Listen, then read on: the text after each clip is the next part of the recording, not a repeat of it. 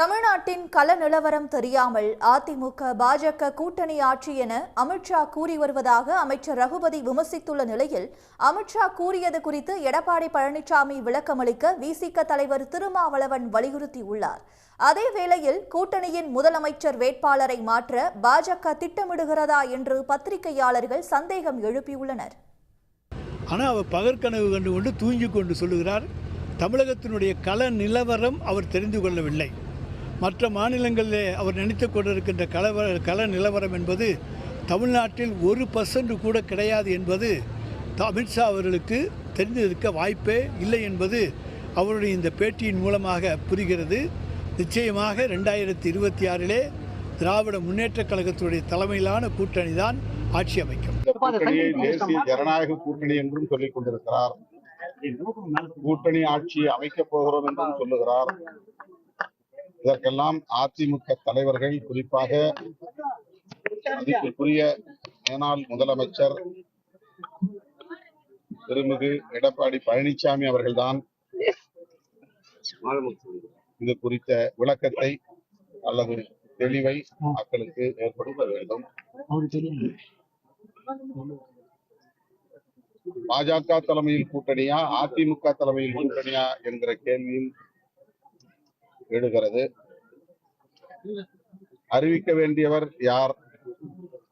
அவர் உள்துறை அமைச்சராக இருக்கலாம், பாஜகவின் மூத்த தலைவர்களில் ஒருவராக இருக்கலாம். ஆனால் தமிழ்நாட்டை பொறுத்தவரையில் சட்டமன்ற பொதுத் தேர்தலை முன்னிட்டு உருவாகி இருக்கிற இந்த கூட்டணியை தலைமை வகித்து வழிநடத்துவது திரு எடப்பாடி பழனிசாமி அவர்களா அல்லது திரு அமித்ஷா அவர்களா என்கிற கேள்வியும் எழுது. அந்த முருகன் மாநாட்டில் நடந்த விஷயத்துக்கு எடப்பாடி பழனிசாமி முக்கியமாக ஒரு நல்ல ஒரு எதிர்வினை ஆற்றியிருந்தார் என்றால் இன்னைக்கு இந்த அவலம் நடந்திருக்காது. அதுக்கான தைரியம் அமித்ஷாவுக்கு வந்திருக்காது.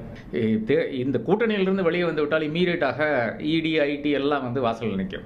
அது கொஞ்சம் தவிர்க்கலாமே என்ற அந்த அடிப்படையில் தான் கொஞ்சம் அப்படியே அடக்கி வாசிக்கிறார்கள் நான் கருதுகிறேன். அதனுடைய அவசியம் கிடையாது. இன்னைக்கு அதிமுக இன்னைக்கு எடப்பாடி பழனிசாமியினுடைய அறிக்கையில் நாம் பார்த்தோம். அதாவது அதிமுக தமிழர்களுக்காக நிற்கும், தமிழுக்காக நிற்கும், நாங்கள் ஒன்றும் விட்டுக் கொடுக்க மாட்டோம் என்ற கருத்தின் அடிப்படையில் நிறைய விஷயங்களை வெளியிட்டிருக்கிறார். அதெல்லாம் வரவேற்கக்கூடிய கருத்துக்களாக தான் இருக்கிறது. நிச்சயமாக எடப்பாடி இப்படி செய்வார் என்ற நம்பிக்கை எனக்கு இருக்கிறது.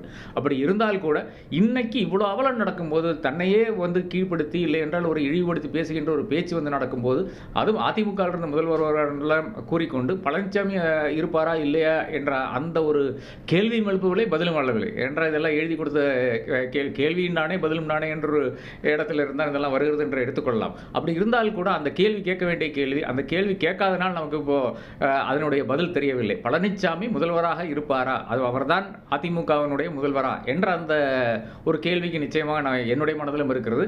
அது அமித்ஷா அதுக்கு தெளிவுபடுத்த வேண்டும். பாக்கி இருக்கின்ற விஷயங்களுக்கு எல்லாமே கம்ப்ளீட்டாக எடப்பாடி தான் இன்னைக்கு பேச வேண்டும்.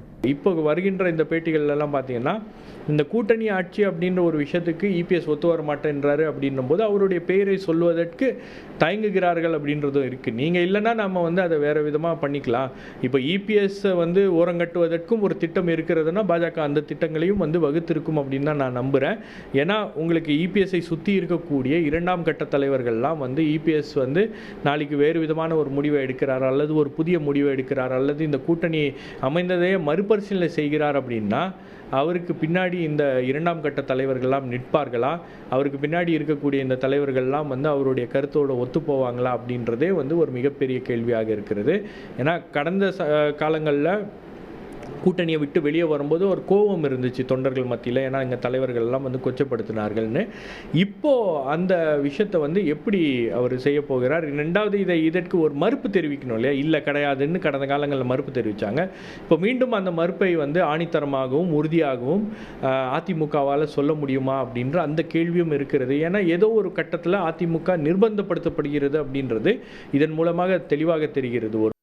உடனுக்குடன் செய்திகளை தெரிந்து கொள்ள சன் நியூஸ் பெல் ஐகானை கிளிக் பண்ணுங்க.